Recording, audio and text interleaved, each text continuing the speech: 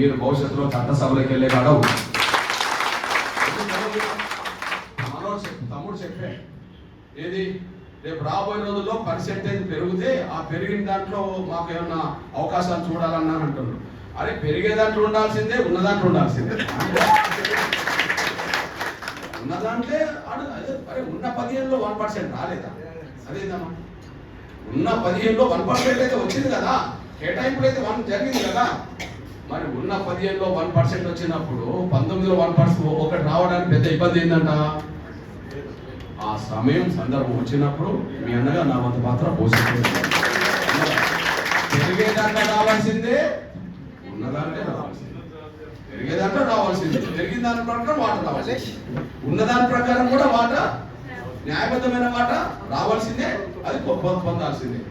ఆ సమయంలో ఎప్పుడు అది జరిగినా ఆ ప్రయత్నం పోతుంది. కానీ ముందుగా ఎప్పుడన్నా వాయిస్ ఇవ్వాలనుకుంటే, ఎప్పుడన్నా సందర్భంలో మనం వాయిస్ ఇవ్వాలనుకుంటే నేను మొదటి నుండి చెప్తున్నా ముందు సరే శాసనసభ టికెట్లు ఇవి అనేది ఇప్పుడు లేవు, ఇప్పుడు రావు, ఇప్పుడు కొంత టైం పడుతుంటది. కానీ ఎప్పుడైనా మనం వాయిస్ వినిపించడానికి మాత్రం శాసన మండలిలో మాకు ఎందుకు అవకాశం ఇవ్వద్దనే మాట మాలలు ఇంతమంది ఉన్నారు, మాంగిలు ఇంతమంది ఉన్నారు, మన బయల వాళ్ళు ఇంతమంది ఉన్నారు, మోచ వాళ్ళు ఇంతమంది ఉన్నారు అని మనం లెక్కలు చెప్తున్నప్పుడు మరి అంతమందిలో పేడపడే విధంగాలు అసెంబ్లీలో లేరు కదా, మరి కనీసం శాసన మండలిలో మాకు అవకాశం ఇవ్వాలని చెప్పి అడిగే కాడ నిలబడే కాడ మీ అనగా నేను కూడా ఉంటాననేసి కూడా మీరు మర్చిపోదని విజ్ఞప్తి చేస్తున్నా. అదే సమయంలో ఆర్థికంగా కూడా మన వాళ్ళు బలపడాలి, ఆర్థికంగా కూడా మనకు రావాలి.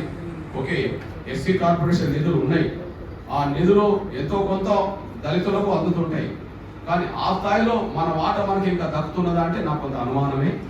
అవకాశాలు కొంత పొందేటోళ్ళు వాళ్ళు పొందుతున్నారు, మాలలో మాదిగలో పొందుతున్నారు.